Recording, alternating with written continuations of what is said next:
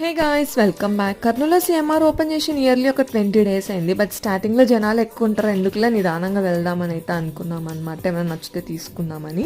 So నిన్నైతే వెళ్ళినాము. అసలు ఎంత కలర్ఫుల్గా ఉన్నాయో, ఎన్ని కలర్ ఆప్షన్స్ ఉన్నాయో అమ్మాయిలకి అనిపించింది నాకు.